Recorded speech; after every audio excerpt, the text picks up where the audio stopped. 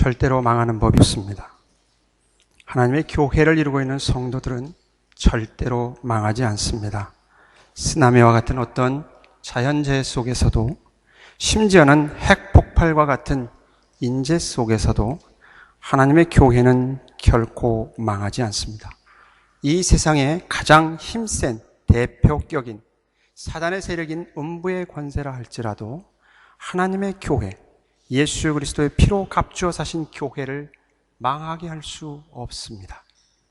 그런데 이렇게 결코 망하지 않는 하나님의 교회가 망하는 길이 딱 한 가지 있습니다. 그것이 무엇이냐 하면 우리는 구약에서 그 예를 찾아볼 수 있습니다. 하나님의 교회가 하나님의 말씀을 듣지 아니하였을 때는 망하게 되어져 있습니다. 구약 역사가 그렇습니다. 하나님께서 구약 이스라엘 백성들을 택하시고 구원 베푸셔서 약속의 땅을 선물로 주셨습니다. 그리고 그들에게 요구한 것은 한 가지입니다. 내 말을 듣고 그 말대로 살아가라. 근데 이스라엘이 망한 이유는 외부의 적이 강해서 망한 게 아니라 하나님의 말씀을 무시해서 망했습니다. 그 약속의 땅에서 쫓겨났습니다. 하나님의 백성이라고 하는 하나님의 교회는 우리들도 하나님의 말씀을 버리면 망합니다. 누가 망하게 하느냐? 하나님이 망하게 합니다. 그래서 하나님의 교회라 이야기를 합니다. 그래서 교회가 가장 중요한 것, 이것이 참된 교회냐 아니냐에 대한 가장 중요한 표지를 우리의 믿음의 선조들은 하나님의 복음의 말씀의 신실한 선포에다가 두었습니다. 하나님의 말씀이 신실하게 선포되는가? 그것이 하나님의 참된 교회냐 아니냐의 구별점이었습니다. 왜냐하면 성경에서 그것을 요구하고 있기 때문에 그렇습니다. 사단은 이 사실을 너무나도 잘 압니다. 그래서 사단이 교회를 무너뜨리기 위한 방법은 한 가지입니다. 여러 가지 방법을 썼는데 실패해서 한 가지 방법을 쓰는 게 뭐냐면 이 하나님의 말씀이 교회 안에서 정확하게 전달되지 않고 희석시키는 작업을 합니다.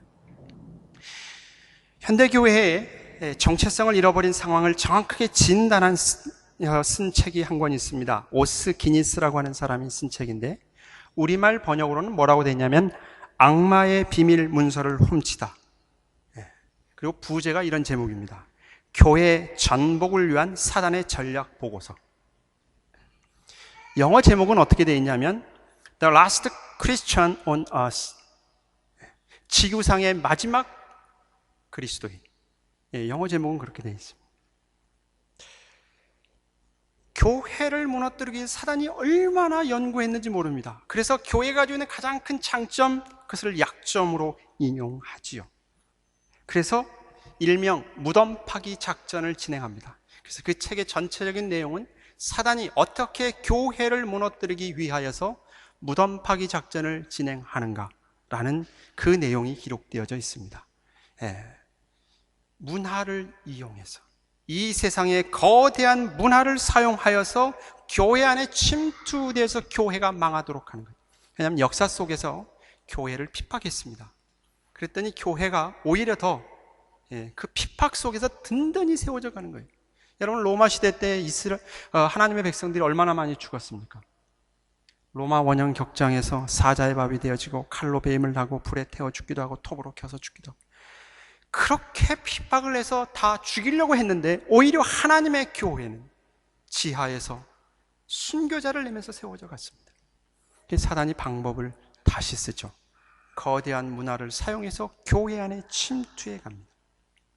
그 책에 가게 되면 이런 짤막한 내용이 있습니다. 다 소개는 할 수 없습니다만은 이런 짤막한 내용이 있습니다. 당연하겠지만 그리스도인들은 자신들을 믿는 자라고 인식합니다. 그리고 대부분의 신자들에게 중요한 것은 그것입니다. 우리는 믿기 때문에 그리스도인이 됐고 신자가 되었는데, 그런데 스스로 무엇을 믿는지 분명하지 않고 왜 믿어야 하는지는 더욱 분명하지 않지만 아무튼 믿습니다. 사단이 쓰는 전략은 믿게 하는데 뭘 믿는지 모르는 거죠. 우리는 예수를 믿습니다. 그래서 거기에 액센트가 뭐냐면 예수에게 옵니다. 예수. 예수가 전부고 예수 천당이죠. 그들이 관심 갖는 것은 그것뿐입니다. 다행히 믿음의 더 깊은 차원들을 탐구하고자 시도하는 이들은 극소수에 지나지 않습니다. 사단이 그렇게 교회를 진단하고 교회를 전복하기 위해서 이 작전을 쓰고 있다고 하는 것입니다. 그런 면에서 우리가 모일 때마다 우리의 교회의 정체성을 확인하기 위해서 과연 우리는 진리가 있는가? 나는 진리를 듣기 위해서 교회에 오는가? 라고 하는 것에 대한 정말 깊은 질문을 던져야 합니다. 교회의 표지 첫 번째가 하나님의 말씀이 신실하게 선포되어지고 그 말씀이 선포되어진다고 하면 그 말씀을 순종하는 것, 그것이 참된 교회의 모습이다라고 하는 것이죠. 만약 신실한 하나님의 복음이 선포되지 않으면 여러분 길을 막아야 됩니다. 왜냐하면 그것은 하나님의 교회가 참된 교회가 아니기 때문에 그렇습니다. 그래서 오늘 교회의 표지에 대한 얘기를 하려고 합니다. 근데 주 메시지는 두 번째 행한 그 성례전한 얘기인데 서론이 조금 길었습니다. 교회의 두 번째 표지가 있는데 그것은 성례전입니다. 성례전은 두 가지입니다. 세례와 성찬입니다. 오늘은 세례식이 거행했기 때문에 세례의 참된 의미가 무엇인지에 대해서 물으면서 과연 우리는 이 세례를 통해서 무엇을 드러내야 되는가? 세례식을 베풀었는데 이 세례식을 통해서 무엇을 우리가 알아야 되는가? 라고 하는 내용을 오늘 본문의 말씀을 통해서 함께 생각해 보도록 하겠습니다. 오늘 몇 분이 세례를 받았고 여러분 대부분은 세례를 받았습니다. 그리고 하나님의 교회는 새로운 성도가 들어오면 교육해서 예수를 주로 고백하면 또 세례를 베풉니다. 예수님이 오실 때까지. 그래서 이 세례를 통하여서 하나님의 교회임을 드러내죠. 근데 세례의 의미가 무엇인지 모른다고 하면 우리는 사단의 전략에 넘어갑니다. 세례는 베풀어졌는데 의미가 중요하지 않아요. 그렇게 가버리죠. 그래서 세례의 의미가 무엇인지, 왜 세례를 받아야며 세례를 베풀어야 되는지 잠깐 생각해 보도록 하겠습니다. 첫 번째, 이 세례가 가지고 있는 의미는 무엇이냐면 예수님과 함께 죽는 겁니다. 세례는 무엇을 보여주냐? 내가 예수님과 함께 죽었다. 그걸 보여주는 거예요. 그래서 크리스천이라고 하는 이 단어를 어떤 멋있는 분이 이렇게 표현했습니다. Christ is all, I'm nothing. 나는 아무것도 아니다. 예수가 전부다. 오늘 세례를 받은 자, 또 우리 모두는 예수와 함께 죽은 자들입니다. 오늘 6장 3절의 말씀에 그렇게 표현되어 있지요. 여러분은 우리가 그리스도 예수와 연합하는 침례를 받았을 때에 그분의 죽음과 연합하는 침례를 받았다는 사실을 알지 못합니까? 예수와 함께 죽었다라는 거죠. 세례가 가지고 있는 그 표시입니다. 무엇에 대해서 죽었다는 얘기입니까? 여러분 다 살아있는데 죽었다는 게 무엇이 죽었다느냐? 그래서 6절 말씀에 그렇게 표현되어 있죠. 우리는 우리의 옛사람의 그리스도와 함께 십자가에 못 박혀 죄의 몸이 무력하게 되었으므로 우리가 더 이상 죄의 노예가 되지 않는다. 죽었다라는 게 뭡니까? 옛 본성입니다. 옛 본성. 하나님과 관련 없이 살았던 나의 본성 자체가 예수와 함께 죽었다라는 것이죠. 나를 지배했고 내 삶의 원동력이 되었던 그 옛 본성이 죽었다라는 겁니다. 그때는 그렇게 살 수밖에 없었죠. 왜요? 죄가 나의 주인이었기 때문에 죄가 시키는 대로 할 수밖에 없었습니다. 그런데 이제는 예수와 함께 죽었다라고 하는 것이죠. 예수님을 믿지 않고 죽는 사람들은 죽음이 형벌입니다. 죄의 싹은 형벌이기 때문에 죄가 시키는 대로 살아간 사람들은 다 죽습니다. 그건 형벌로서 죽습니다. 그러나 예수 안에 죽은 우리는 형벌로 죽는 게 아닙니다. 죽음의 의미가 다릅니다. 그것은 영원한 세계로 들어가는 하나의 문입니다. 그래서 더 이상 죽음은 우리에게 어떤 힘을 발휘하지 못합니다. 그래서 바울이 고린도 교회에 보낸 편지 가운데 사망한 너의 쏘는 것이 어디 있느냐? 왜냐하면 죽음 자체가 무의미해 버렸죠. 영원으로 나가는 하나의 문이 되어져 버렸습니다. 왜냐하면 죄가 우리의 주인이 아니기 때문에 그렇습니다. 죄와 상관이 없습니다. 오늘 주보 앞에 소개된 글 가운데 그 본헤퍼라고 하는 글을 좀 소개를 했습니다. 1945년에 나치에 의해서 히틀러 암살범으로 죽은 젊은 목사입니다. 이 본헤퍼가 죽으면서 이렇게 이야기를 했습니다. 형장의 이슬로 사라지면서 이것이 마지막 기입니다. 그러나 오늘은 새로운 삶이 시작되는 날이니까 나는 참으로 기쁜 날입니다. 죽는 순간에 그렇게 얘기했습니다. 우리는 새로운 삶을 사는 겁니다. 여러분, 예수와 함께 죽었다고 하는 것 우리에게 있어서 얼마나 큰 복이고 이게 얼마나 놀라운 은혜인 줄 아십니까? 예수 그리스도와 함께 죽은 자만이 그리스도인이 될 수 있습니다. 세례가 표시하고자 하는 내용은 바로 이것입니다. 옛 본성, 옛 가치관, 옛 성품, 하나님과 상관없이 만들어진 이 세상의 모든 삶의 원리로부터 끊어지는 것, 그것이 바로 예수 그리스도와 죽는 겁니다. 여러분, 무덤에 가면 조용하죠. 조용하기 때문에 밤에 가면 더 무서워합니다. 그러나 왜 조용합니까? 거기는 산 사람이 없어서 그렇습니다. 다 죽었기 때문에 말이 없죠. 그래서 우리 조상들이 만든 말 가운데 그런 말이 있잖아요. 죽은 자는 말이 없다. 멋있는 말 같아요. 죽은 자는 말이 없습니다. 근데 우리 하나님의 교회는 어떻습니까?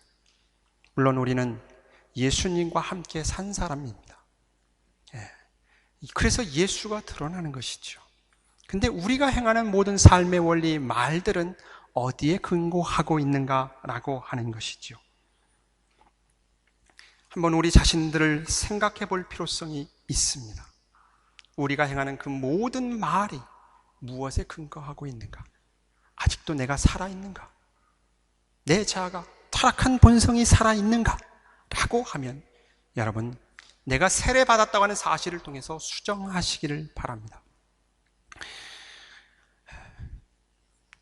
목사로서의 삶을 살아오면서 그런 생각을 참 많이 했습니다. 교회 안에서 가장 믿음 없는 사람이 목사구나 하는 생각을 참 많이 했습니다. 교회는 하나님의 교회이며 예수님의 교회의 머리가 되시며 성령 하나님께서 모든 성도들을 세워가기 위해서 필요한 자들에게 은사를 주십니다. 그래서 하나님의 교회를 키워갑니다. 그럼에도 불구하고 목회자가 교회를 또 성도들의 모든 삶을 손안에 쥐고 근심하고 걱정하고 하는 모습을 보면서 참 믿음이 없구나 이런 생각을 많이 했었습니다. 지금 수요일마다 피택받은 분들을 위한 교육을 하고 있는데 거기서 제가 늘 강조하고 있는 내용이 사실은 이 내용입니다. 교회는 하나님의 집입니다. 하나님이 세우시고 하나님이 지키시며 하나님이 자라게 합니다.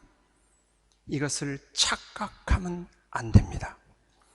교회에 대한 사랑과 관심과 염려가 하나님을 무능력한 분으로 만들면 안 됩니다.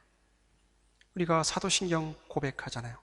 전능하신 하나님 아버지를 내가 믿사오며 이 세상을 창조하시고 다스리시고 여러분의 생각과 여러분의 핏줄의 그 흐름까지 다 아신, 인간의 몸속에 있는 모세혈관 통해서 흐르는 그 피까지 다 아시는 하나님께서 지키시고 돌보시고 세워간다고 하는 이 사실을 놓치는 경우가 많습니다.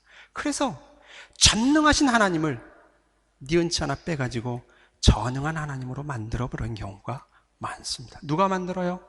교회 안에 하나님을 사랑한다고 하는 우리들이 그렇게 만들어버린다고 하는 것이죠. 그래서 늘 우리의 기도의 제목은 그렇습니다. 하나님, 나의 믿음 없음을 용서해 주옵소서. 나의 믿음 없음을 용서하십시오. 이 고백을 드릴 수밖에 없지요. 우리는 예수님과 함께 죽은 자입니다. 다른 표현이 뭐냐면 죄에 대해서 죽은 자다. 6절 말씀, 7절 말씀 이렇게 기록되어 있죠.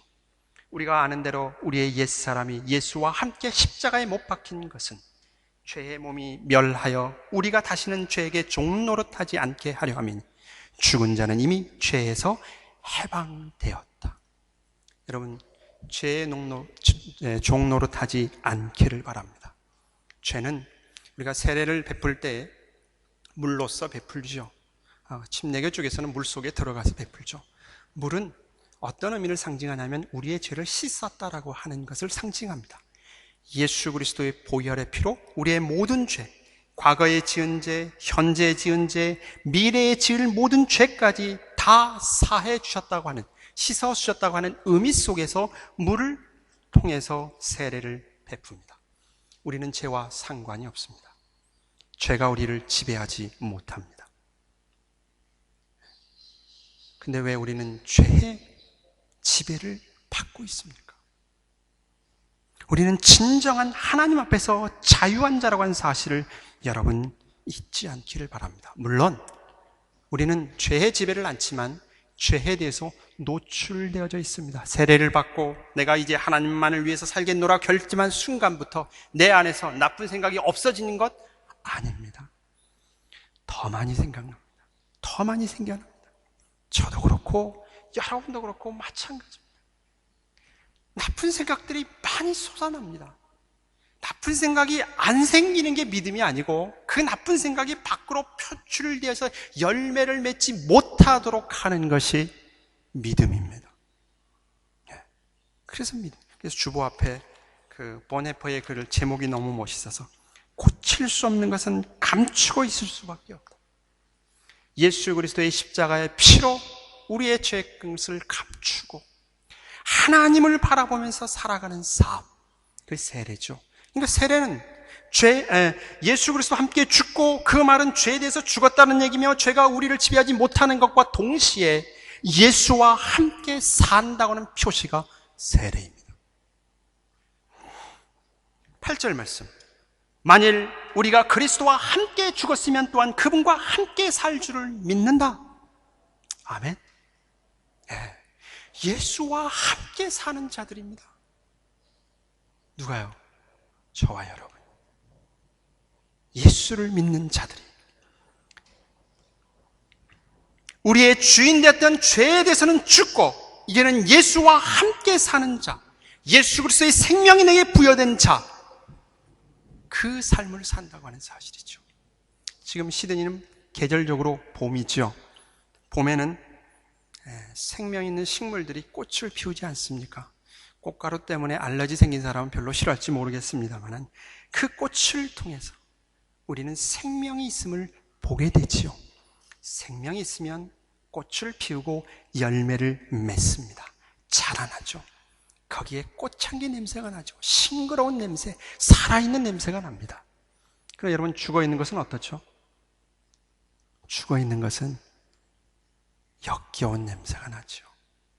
꽃도 그렇고 동물도 그렇습니다.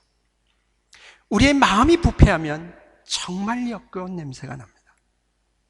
가장 더러운 게 사람에 의해서 나온다고 했기 때문에. 그래서 예수님이 이 땅에 오셔서 우리의 마음판을 바꿔주셨죠. 죄와 사망으로 부패해서 영원히 죽을 수밖에 없는 냄새나는 우리의 마음판을 바꿔서 예수 그리스도의 십자가에 죽고 성령의 역사하심을 통해 하나님의 생명을 불어넣었죠. 여러분은 생명 있는 자들입니다. 생명의 꽃을 피우고 열매를 맺는 것, 이게 그리스도인입니다. 그것을 우리가 눈으로 보고 확인하는 것이 세례입니다. 오늘 여러분은 이미 세례를 대부분 받은 사람들이기 때문에 세례식을 베풀면서 그 물음에 다시 한번 여러분 생각해 보았을 겁니다.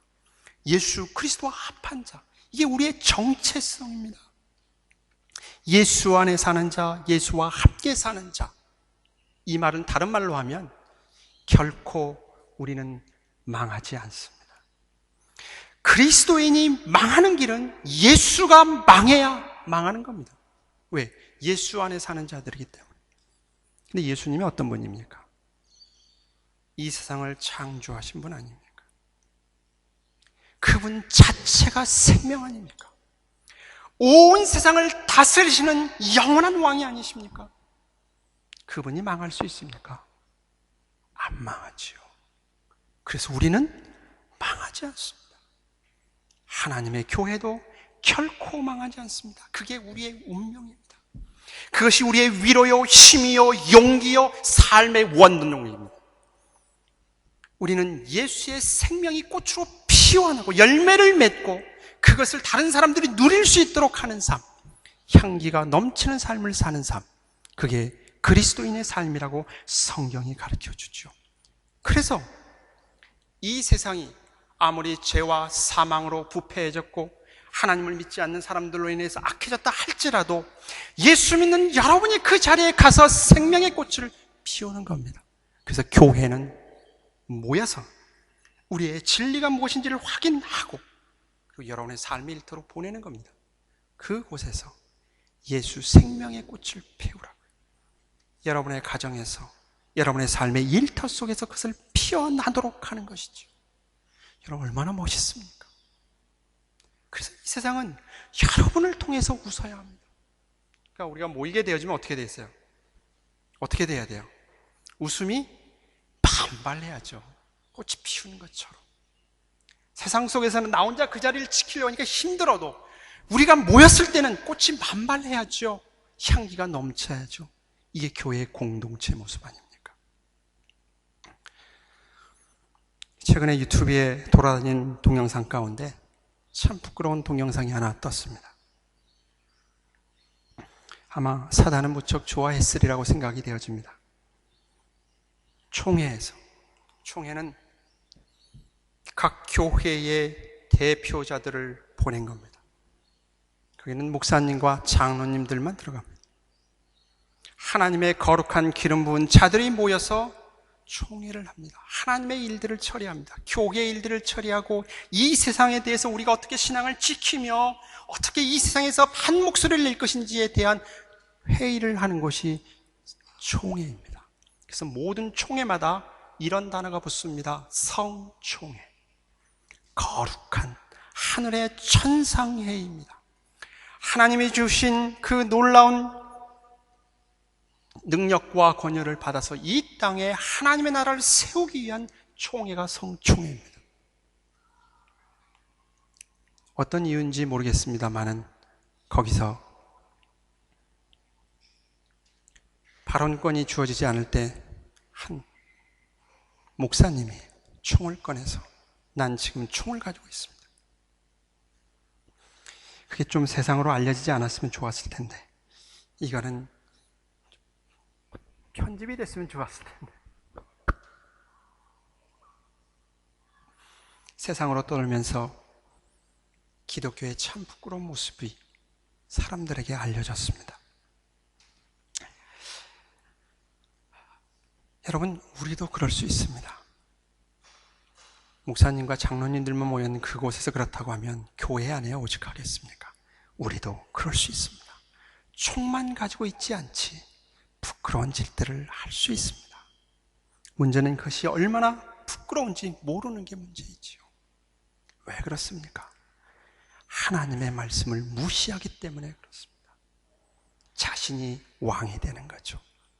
사단은 인간이 가지고 있는 이 마음을 압니다. 그래서 아담과 하와를 유혹했고 끊임없이 교회를 무너뜨리기 위해서 이 작전을 쓰죠.